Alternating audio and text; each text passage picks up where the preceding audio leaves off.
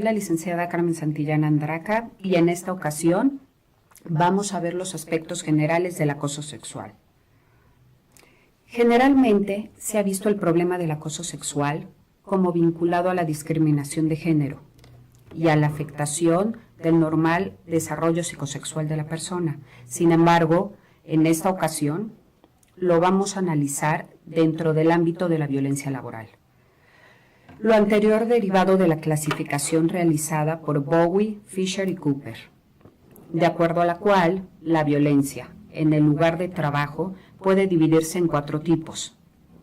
La primera, externa o invasiva; la segunda, relacionada con el consumidor; la tercera, interpersonal; y la cuarta, organizacional, encontrándose el acoso sexual dentro de la interpersonal. Considero que enfocar el acoso sexual de esta manera tiene la ventaja de abordar el problema desde una perspectiva omnicomprensiva y pragmática.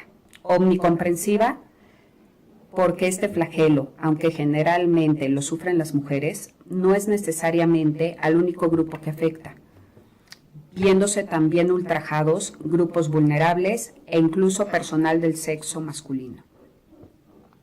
Y pragmático, en el sentido de que los ambientes laborales con proclividad a la violencia han sido asociados con un clima laboral desmotivador y una productividad disminuida, conllevando ambos factores a una rentabilidad subóptima para las empresas.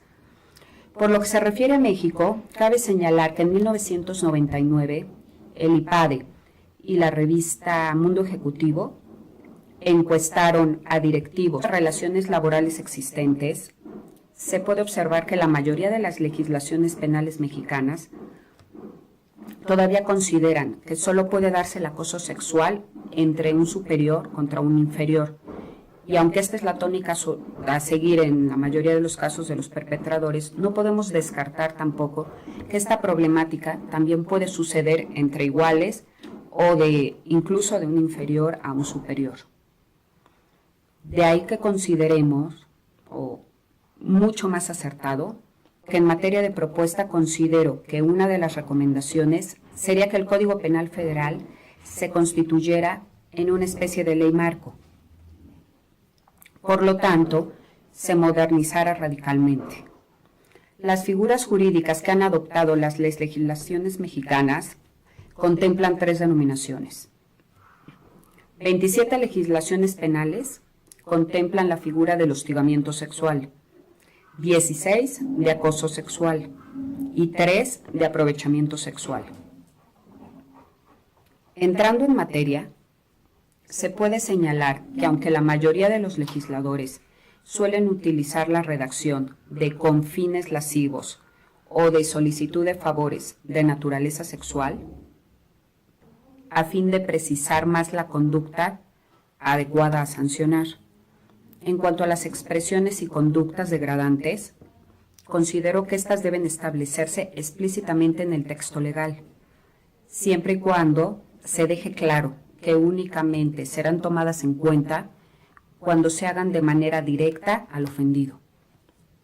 Por otra parte, prácticamente todas las legislaciones penales mexicanas, exceptuando 2, refieren la palabra asedio o asedio reiterado como conducta típica del agravantes en caso de que el agresor sea directivo de empresa o expresamente alto funcionario público. A mi juicio, esto sí debería proceder a fin de que se evite que la permisividad del clima laboral provenga de las altas esferas. En otra vertiente, cabe señalar que 15 entidades federativas contemplan el agravamiento de la pena por ser menor de edad, yendo las edades desde 12 años en el Distrito Federal o Ciudad de México, hasta 18 Puebla, Quintana Roo, San Luis Potosí, Tamaulipas, Veracruz y Zacatecas. Asimismo, 7 legislaciones contemplan el agravamiento por ser incapaz y, desgraciadamente, solo 1 tratándose de género. Al respecto, considero que tanto la minoría de edad como la incapacidad y el género deberían considerarse como agravantes en la ley marco. Las dos primeras por ser un abuso a las que ya de por sí existe una conducta arbitraria que constituye el acoso. Y la última porque es la concepción de género la que sigue preponderando en la condición de este delito, en la comisión, de este delito. También es importante hacer mención que ninguna legislación considera el agravamiento de la pena por discriminaciones acumuladas, que sucedería cuando al sexo se le suma la etnia, por ejemplo, una mujer indígena, la religión o cualquier otra condición que implique una distinción con la mayoría de la población presente en el entorno laboral. Para concluir, voy a señalar o voy a hacer énfasis en algunas sugerencias, no necesariamente vinculadas al ámbito jurídico, pero que pueden incidir de manera frontal en el combate al acoso sexual. 1. Formar a los niños, sobre todo durante la educación básica, en un ambiente de igualdad plena, a fin de que el hombre ya se le deje de asociar con el fuerte, el intrépido, el conquistador y un sinfín de epítetos superiores, y a la mujer con los adjetivos contrarios. 2. Llevar a cabo un programa de mercadotecnia social sobre la violencia laboral en general y el acoso laboral en particular, en sus tres variantes, a fin de visibilizar el problema, sensibilizando a la población y a los patrones a tomar cartas en el asunto. Digamos que lo importante es buscar la manera de contemplar que está dentro de los derechos humanos. También proponer un artículo en el derecho laboral como un riesgo de trabajo y dentro del cual se consideren tanto los acosos sexuales como los no sexuales, moral de género y de grupos vulnerables. 5. Sugerir reformas a las leyes laborales para que el patrón se vea obligado a meter en sus reglamentos de trabajo o sus instrumentos normativos un combate contra los acosos que ya mencionamos. También incluir dentro del artículo 16 del Código de Comercio una cláusula particular en donde se especifique que las empresas medianas y grandes, deben contar obligatoriamente con un sistema